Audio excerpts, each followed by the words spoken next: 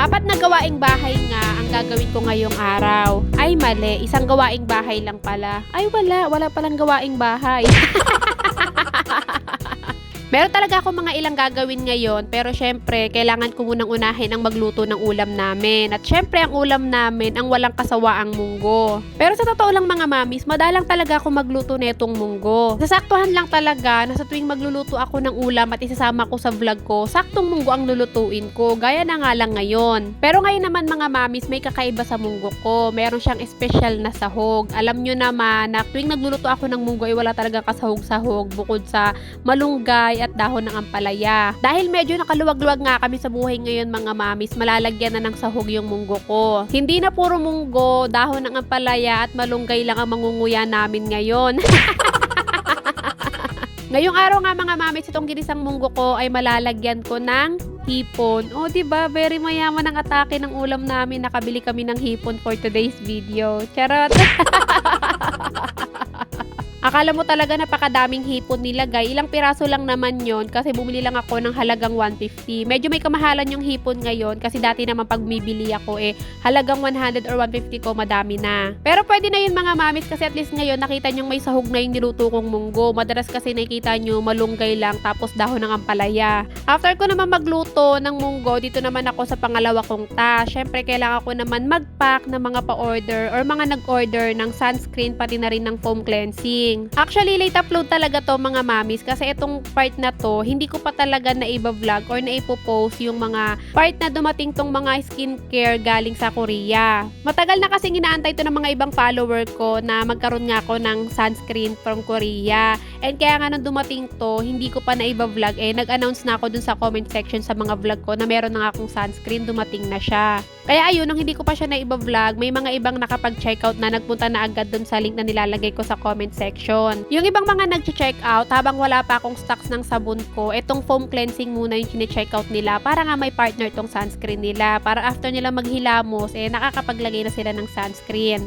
Antayin nyo mga mami, sa mga susunod na araw, ipapakita ko sa inyo yung pag-apply ko ng sunscreen na to. Kasi nga, para papatunayan ko rin sa inyo na ginagamit ko talaga siya. After ko naman mag-pack ng mga pa-order, si daddy nang bahalang magdala nun sa drop-off point. Sunod naman na ginawa ko ay nagpunta ulit ako dito sa kusina para naman mag-bake ng cake. At dahil hindi ko na nga makita yung notebook ko na merong mga sariling recipe ko ng mga binibake ko, gaya na nga lang natong chocolate moist cake, nagpunta na lang ako sa page ni Chef RB at ginaya ko na lang yung recipe niya ng chocolate moist cake. Actually, sa kanya naman talaga yung ginagaya ko dati nung nagka-practice pa lang ako. Kaya sa mga magtatanong kung anong recipe netong cake na to na ginagawa ko ngayon, punta na lang kayo kay Chef RB mga mamis kasi maganda mag-explain si Chef RB mga mamis, lalo na kapag wala yung mga ingredients na kailangan nyo, bibigyan niya kayo ng ibang option. Yung alam niyang madali nyo mabibili kung saan lang. Tsaka matututo talaga kayo sa kanya mga mamis kasi ako, nung una talaga, marami ako iba-ibang pinapanood. Pero nag-focus ako sa kanya, ang dami ko talagang natutunan i-bake. Sa mga walang oven na gusto ring mag-bake, pwede nyo naman i-steam to mga mamis. Alam nyo pag nag-i-steam kayo ng siomai, ganun na ganun lang din yung gagawin nyo dito.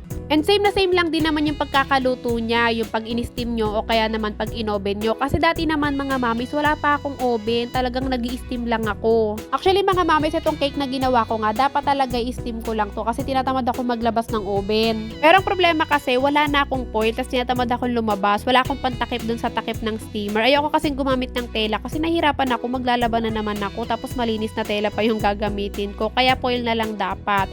Tapos kailangan ko din pala nung aking mixer, kaya ayun, sabay ko na silang inilabas, kaya oven na lang yung ginamit ko. Habang binibake ko nga yung cake at wala naman ako ibang gagawin, ang ginawa ko nga isa-isa kong inilabas itong mga jar para mahugasan nga dun sa lababo. Para bukas kapag ginamit ko siya, tuyo na siya or di naman kaya pupunasan ko na lang. Kung tatanungin nyo naman ako mga mamis kung anong gagawin ko dito sa mga jar na to, paglalagyan ko to ng souvenir or gagawin ko tong souvenir. Naalala nyo nung huling upload ko, gumawa naman ako ng mga letters para sa pamangkin ko. So ako din nagpresenta nga akong gumawa ng cake niya pati ng souvenir. Itong cake na binibake ko mga mamis, hindi ko pa naman to lalagyan ng icing. Pag naluto to at lumamig, ilalagay ko to sa freezer. Sa mga hindi nakakaalam, mas masarap ang cake mga mamis or choco moist cake kapag galing sa freezer bago mo siya icingan.